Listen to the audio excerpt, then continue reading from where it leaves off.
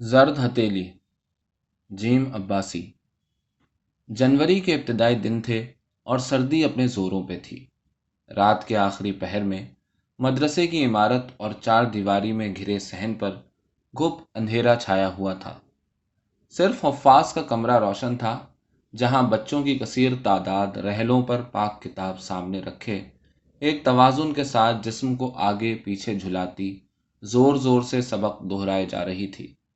11 سالہ اسد اللہ اس روشن کمرے کے بند دروازے کے باہر کھڑا، ڈر اور خوف میں جکڑا دروازے کی نچلی درزن سے پھوٹتی روشنی کی باریک لکیر کو بے دھیانی میں دیکھے جا رہا تھا، جس سے صحن کے اندھیر پن میں ہلکی سی روشنی مٹی پر رینگ رہی تھی۔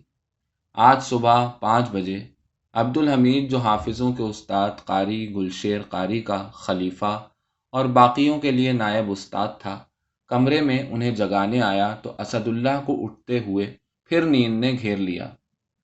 پسلی پر لگنے والے ٹھڈے نے اس کی بند آنکھیں کھول دیں اور وہ اپنی چیخ پر قابو نہ رکھ سکا۔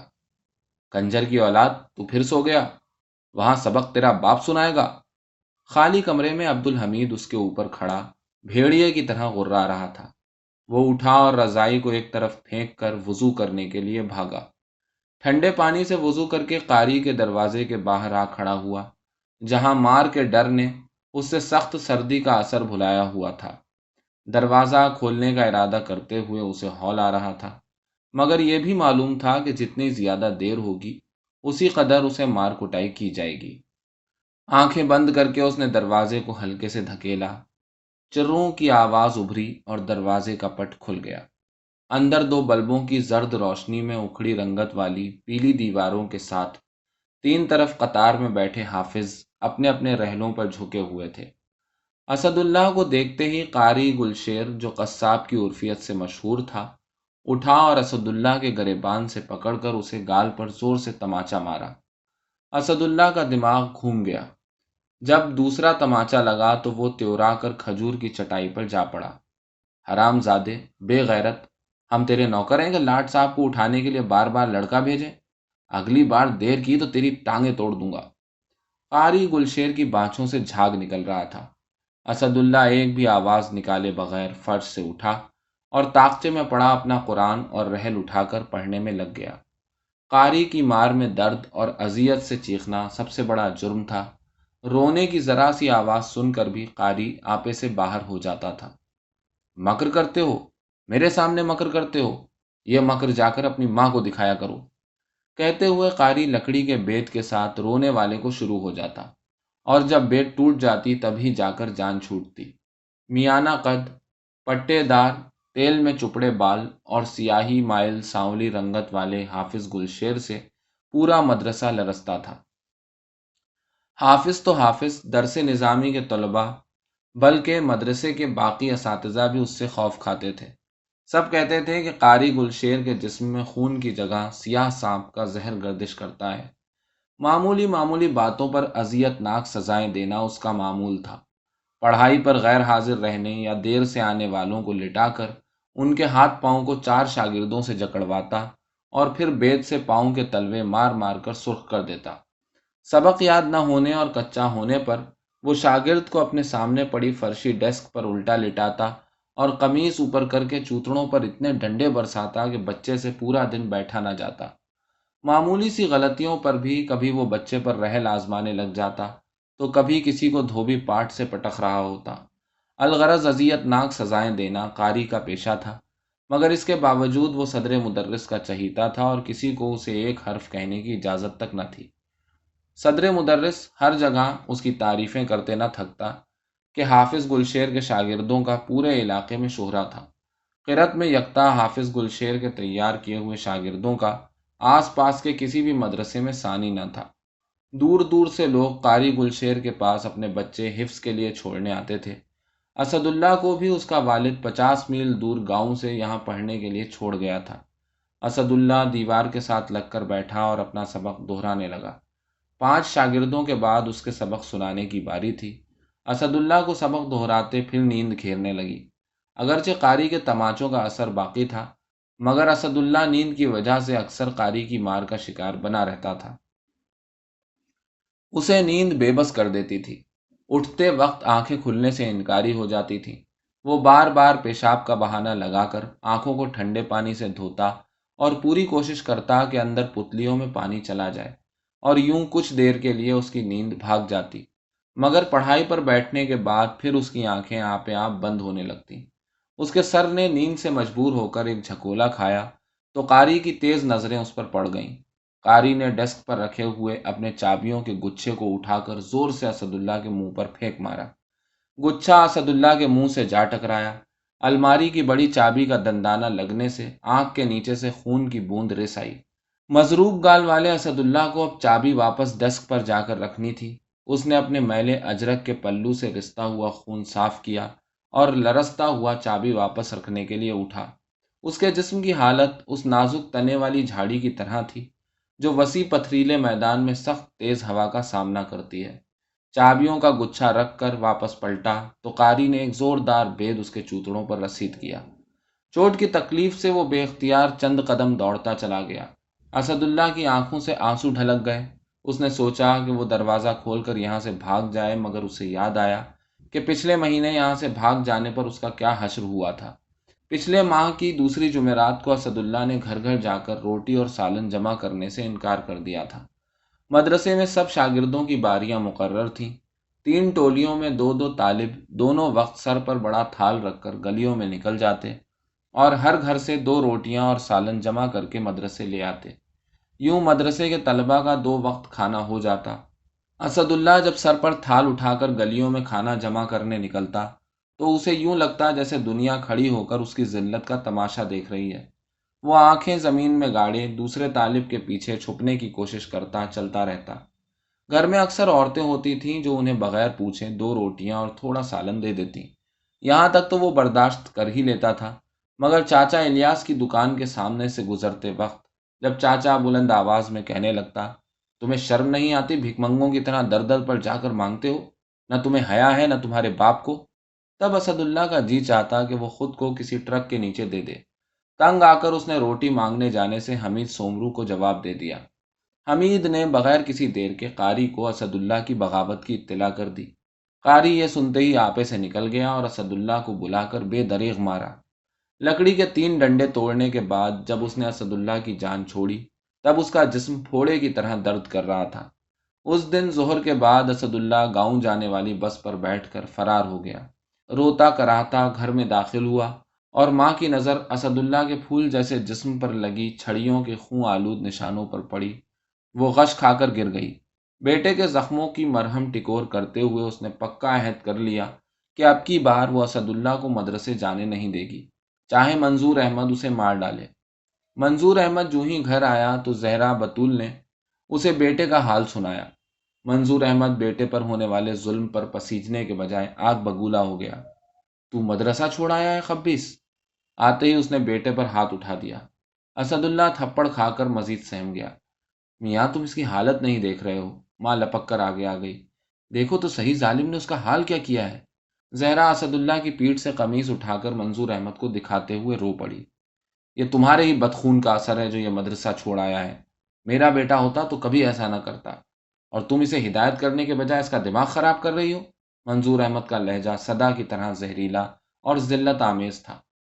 میاں تم کچھ بھی کہو، میں اب کی بار اسے مدرسے جانے نہیں دوں گی۔ مضبوط لہجے میں بولتی زہرا کا جملہ جو ہی منظور تک پہنچا اس نے اس کے غصے کو آسمان پر چڑھا دیا۔ لگتا ہے تمہارا ٹوٹا بازو جڑ گیا جو زیادہ بھونک رہی ہو۔ زہرا کو اپنی ٹوٹی کلائی یاد آئی اور اس کی ریڑھ کی ہڈی میں سرد لہر دوڑ گئی۔ اس کا بیٹے کو مدرسے نہ بھیجنے والا مضبوط عزم کمزور پڑنے لگا۔ میاں جی تم دیکھو تو صحیح، کوئی بچے کو اس بے رحمی سے مارتا بھی ہے۔ او جاہل عورت، اپنا منہ بند رکھ۔ استاد کی مار بچے کے لیے ماں باپ کے پیار سے بڑھ کر ہے۔ اسی مار سے ہی بچہ بنتا ہے۔ جہاں جہاں استاد کی لاٹھی لگتی ہے وہاں بچے کو دوزخ کی آگ حرام ہے۔ میں کل اسد اللہ کو چھوڑاؤں گا۔ وہ رات اسد اللہ اور زہرا کے لیے بہت بھاری تھی۔ ماں سے لپٹ کر سویا ہوا اسد اللہ وقفے وقفے سے رو پڑتا، ماں مجھے بچا لو، قاری مجھے مار دے گا۔ ماں کی سسکیاں نکل جاتی اور اس کا دل دھڑکنا بند کر دیتا، مگر وہ اتنی بے بس تھی جتنی عورت پیدائش سے لے کر مرنے تک ہوتی ہے۔ صبح کو جب منظور احمد اسداللہ کو گھسیٹ کر لے جانے لگا تو اسداللہ کا رونا ماں تک پہنچ کر اس کا سانس بند کیے جا رہا تھا۔ اسے یوں لگ رہا تھا جیسے اس کے کلیجے پر کانٹے گھسیٹے جا رہے ہوں۔ زہرا نے دوڑ کر اپنا دوپٹہ منظور احمد کے پاؤں میں رکھ دیا، مگر منظور احمد دوپٹے کو رونتا ہوا گزر گیا۔ اس نے چاہا کہ اپنے بیٹے کو پکڑ لے اور اسے جانے نہ دے، مگر پچھلے تجربے کی دھمک اس کے دماغ میں گونج رہی تھی۔ اسداللہ نے جیسے ہی 5ویں پاس کی تو اس کے باپ نے اسے مدرسے میں داخل کرنے کا ارادہ کر لیا۔ زہرا کو پتہ چلا تو دھک سے رہ گئی۔ مڈل پاس زہرا نے اپنے بیٹے کو ڈاکٹر بنانے کا خواب دیکھا ہوا تھا۔ اس کو 2 بیٹیوں کے ساتھ صرف ایک ہی بیٹا تھا۔ بیٹے کو ڈاکٹر بنانے کے لیے وہ پہلی بار شوہر کے سامنے کھڑی ہو گئی۔ منظور احمد، میں نے آج تک شکایت نہیں کی، کچھ نہیں کہا، مگر میں اپنے بیٹے کو مدرسے داخل نہیں کرواؤں گی۔ اسے میں پڑھاؤں گی، ڈاکٹر بناؤں گی۔ راج مستری منظور احمد بیوی کی زبان کھلتے دیکھ کر سکتے میں آ گیا۔ بے حیا، بے غیرت، شوہر کے سامنے زبان کھولتی ہے؟ یہ تمہارے منہ میں کس نے زبان پیدا کی ہے؟ اور یہ تو نے کب سے سمجھ لیا کہ اسد تیرا بیٹا ہے؟ کبھی عورت کی نسل چلتی دیکھی تو نے؟ نسل مرد کی ہوتی ہے، مرد کی۔ منظور احمد گرجنے لگا۔ منظور احمد، تو بھی سن لے، میں نے اپنے بیٹے کو ڈاکٹر بنانا ہے، میں اسے مدرسے میں داخل نہیں کرنے دوں گی۔ منظور احمد زرینہ کی بات سن کر تیلی کی طرح بھڑک اٹھا۔ تو مجھے روکے گی؟ منظور غصے میں بھرا آگے آیا۔ تو مجھے روکے گی؟ ہاں، میں تجھے روکوں گی۔ منظور نے زہرا کی چوٹی پکڑ لی۔ مجھے روک کر دکھا۔ یہ کہتے ہوئے اس نے زہرا کی چوٹی کھینچ کر دوہرا کرتے ہوئے اس کی گدی پر زوردار ہاتھ مارا۔ تو مجھے روک کر دکھا۔ اس نے زہرا کو لات ماری۔ منظور کا بوٹ زہرا کے گھٹنے پر لگا۔ زہرا کو شدت کا درد ابھر آیا۔ ابھی تک اس کی چوٹی منظور کے ہاتھ میں تھی، ورنہ وہ زمین پر بیٹھ جاتی۔ اس کا سامان تیار کر، میں اسے کل ہی لے جاؤں گا، اور اگر اب تو نے ایک حرف بھی زبان سے نکالا تو تجھے زندہ گاڑ دوں گا۔ منظور احمد نے زمین پر تھوکا اور گھر سے باہر نکل گیا۔ باپ کے جاتے ہی اسداللہ اور اس کی بہنیں عابدہ اور ماجدہ ماں کے ساتھ آ لپٹے، جو زمین پر بیٹھی آنسو بہا رہی تھی۔ سہمے ہوئے بچے جیسے ہی ماں کے قریب آئے تو اس نے اسداللہ کو دونوں باہوں میں بھر لیا۔ اس کے دل نے چاہا کاش وہ اپنے بیٹے کو دوبارہ اپنی کوکھ میں چھپا سکے۔ اس رات چارپائی پر بیٹھے منظور احمد کے سامنے اس نے روٹی رکھی اور خود پائنتی کی طرف ہاتھ میں پانی سے بھرا گلاس پکڑے بیٹھ گئی۔ یہ روزانہ کا معمول تھا۔ منظور احمد کھانے کے دوران اور آخر میں پانی کے 2 گلاس پیتا تھا۔ زہرا ہاتھ میں گلاس تھامے منظور احمد کے ہنکارے کی منتظر رہتی۔ جیسے ہی منظور احمد کا ہنکارا ابھرتا، جھٹ سے گلاس آگے بڑھا دیتی۔ منظور احمد نے کھانا ختم کر کے انگرکھے سے ہاتھ پوچھے اور ہنکارا بھرا۔ زہرا نے پانی کا دوسرا گلاس اس کے ہاتھ میں تھما دیا۔ منظور احمد، میں نے عمر بھر تم سے کچھ نہیں مانگا، میں ہاتھ جوڑتی ہوں، میرے بیٹے کو مجھ سے دور نہ کرو، میں اسے اسکول پڑھاؤں گی۔ منظور احمد کا منہ ابھی پانی کے پہلے گھونٹ سے بھرا تھا۔ اس نے منہ میں بھرے پانی کو کلی کیا اور گلاس کا باقی پانی زہرا کے منہ پر پھینک دیا۔ زہرا کا منہ، گریبان اور دوپٹہ بھیگ گیا۔ وہ اٹھی اور چارپائی سے دور کھڑی ہو گئی۔ میں تمہیں آخری بار کہتا ہوں کہ یہ بات دوبارہ تمہارے منہ سے نہ نکلے، ورنہ تو مجھے جانتی ہے۔ انگلی اٹھا کر دانت بھینچتا منظور احمد غصے سے ابل پڑا اور وہ چپ کی چپ رہ گئی۔ بھلا منظور احمد کو اس سے زیادہ کون جانتا ہوگا؟ وہ اکثر اس کے ہاتھوں مار سہتی رہتی اور اس کے ڈر میں مبتلا رہتی۔ صبح سویرے جب منظور سر پر سامان کی جستی پیٹی رکھے اور ہاتھ میں اسداللہ کو پکڑ کر جانے لگا تو زہرا بے اختیار اس کی ٹانگوں سے لپٹ گئی۔ اس کی ساری دنیا اس سے چھینی جا رہی تھی۔ منظور احمد، تجھے تیری مری ہوئی ماں کا واسطہ، میرے بیٹے کو نہ لے جا۔ منظور احمد نے اپنی ٹانگیں چھڑائیں اور صحن کے کونے میں بنے چولہے کے قریب رکھی ہوئی پھنکنی اٹھا لی۔ پھنکنی کے 3-4 وار زہرا کی کمر پر پڑے۔ درد کی شدت نہ سہتے ہوئے زہرا نے اگلے وار سے بچنے کے لیے اپنے دونوں ہاتھ آگے کیے، تب لوہے کے پائپ سے بنی پھنکنی کا زوردار بار اس کی کلائی پر پڑا اور ہڈی پر ضرب کی آواز شیشے کی بنی چوڑیوں کے ٹوٹنے کے ساتھ ابھری۔ ہائے میں مر گئی، کہتے زہرا اپنی ٹوٹی کلائی کو دوسرے ہاتھ سے پکڑ کر بے دم ہو گئی۔ اگر اس کے اندر عورت کی مرد سے زیادہ تکلیف برداشت کرنے کی فطری صلاحیت نہ ہوتی تو وہ بے ہوش ہو جاتی۔ آج بھی اسداللہ کو گھسیٹتے دیکھ کر منظور کو روکنے کے لیے بے اختیار ہوئی جا رہی تھی، مگر کلائی ٹوٹنے والے درد نے اس کو زنجیریں ڈال دی تھی۔ اسداللہ کو قاری کے حوالے کرتے منظور احمد نے قاری جی گوشت آپ کا اور ہڈیاں ہماری کہا اور واپس روانہ ہو گیا۔ قاری گلشیر، جو منظور احمد کو دیکھ کر اس کے رد عمل کا سوچ کر پریشان ہو گیا تھا، یہ بات سن کر مطمئن ہو گیا۔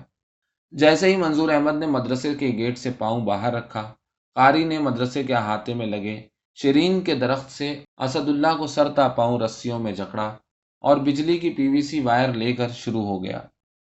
کل کی مار کھایا ہوا اسد اللہ، جس کے جسم پر لگے زخم ابھی سوجے تھے، تڑپنے سے معذور حالت میں چیخنے لگا۔